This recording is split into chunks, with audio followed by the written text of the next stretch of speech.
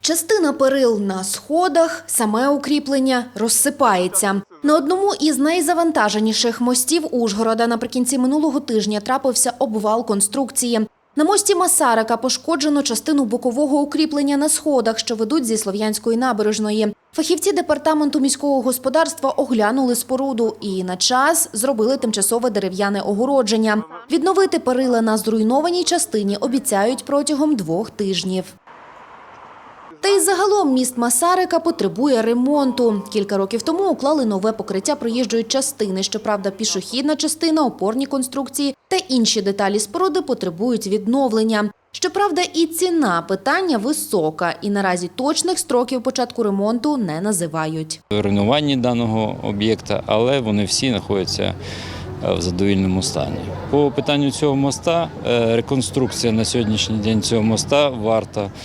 Є проєктно-кошторисна документація, вона коштує 84,5 мільйона гривень. Ці цифри є на 2019 рік, є повністю вся проєктно-кошторисна документація. І відповідно, коли такі кошти будуть в місцевому бюджеті, відповідно будуть роботи, проведені тендера і так далі, так далі. Всі закупівлі і будуть проводитися роботи. А це уже кадри із найбільш жвавого за людським потоком мосту – пішохідного, який з'єднує площі Петефі та Театральну. Між другою та третьою опорою утворилися тріщини. Є кілька дірок, найбільша з яких має діаметр близько 5 сантиметрів. Окрім того, потріскалося і саме асфальтне покриття. Увагу на пошкодження звернули ужгородці у мережі. Відео зібрало понад 13 тисяч переглядів та 570 поширень.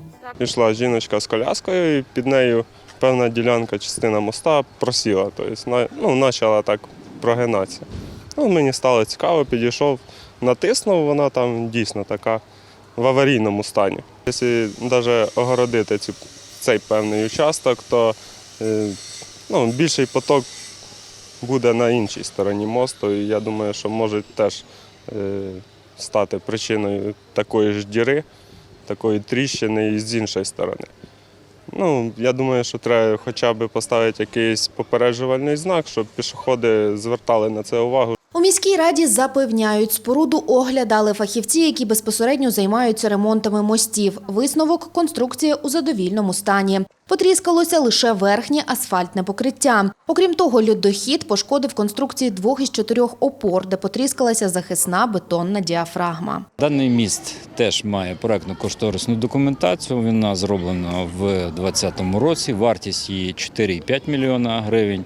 Відповідно, ця частина, яку ви бачите, яка пішла такими невеликими тріщинами і ямками, це є тільки верхня частина покриття даного мосту. Чому? Тому що знизу знаходиться товстий шар металопрокату, відповідно, ніяких таких страшних питань по даному мості немає. При наявності цих коштів у бюджеті міста, що депутати і міський голова дали відповідь про те, що все-таки до кінця року ці кошти будуть знайдені і, відповідно, будуть проведені роботи. Зазначають також, що в Ужгороді проводили моніторинг технічного стану всіх мостів. Через збільшення потоку автівок та навантаження на конструкції споруди потребують ремонтів. Підготовлені кошторисні документації шукають необхідних коштів.